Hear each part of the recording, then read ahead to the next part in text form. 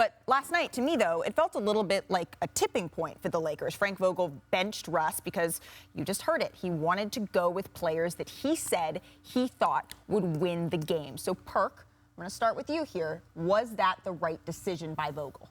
It was the right message. You know, sometimes you have to send a message to certain players, whether they're franchise guys, max guys, or whatever, to let them know that this won't be tolerated. And as we saw in the clip, look, Russ, you missed the shot and didn't get back in transition, didn't give no effort on the defensive side of things, and that's just uncalled for. And so when you have a guy like LeBron James who comes out publicly on Twitter, on social media, and tell the Laker Nation, Laker fans, whatever you want to call them, that he's going to be better, that's accountability. And right now, Russ is not holding himself accountable. We hear him in the press game conference when he's saying things to the nature of, it's more than basketball, it's just life. No, Russ, no. This is it's basketball right now. It's about championships. And Legs, you brought up a point about 4 months ago, that you said they might need to consider bring Russell Westbrook off the bench.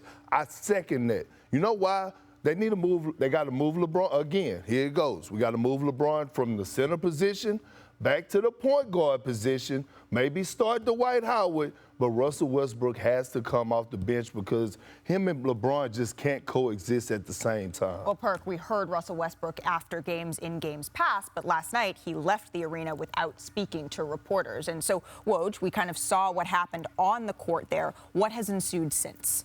Well, Lakers got on a plane today and headed on, a sizable road trip, and they headed to Orlando.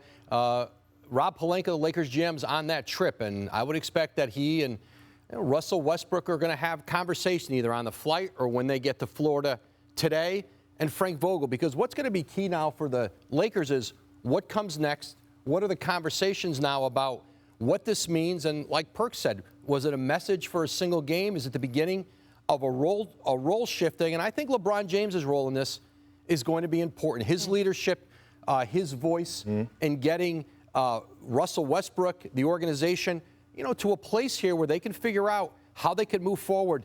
There's no trade out there for Russell Westbrook. There's nobody taking on his contract, and the way he's playing right now, that's not there. So they're going to have to figure out how to make this work.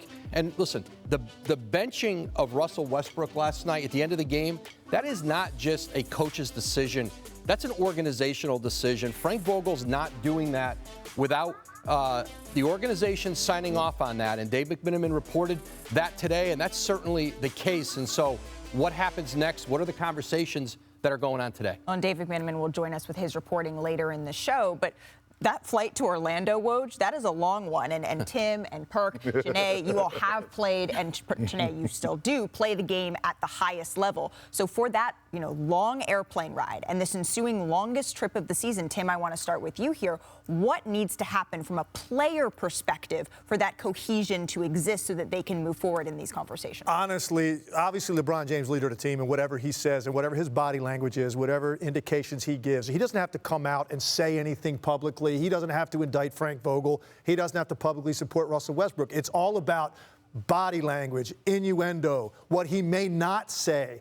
LeBron James right now is in control really of this situation, but I think really what it comes down to for Russell Westbrook, some introspection. If he takes this as a personal slight, and Woj and I were talking about this, and Perk, you'd probably agree with this. I was trying to think. This has probably never happened to Russell Westbrook in his career where he sat on the bench at the end of a close game. One time.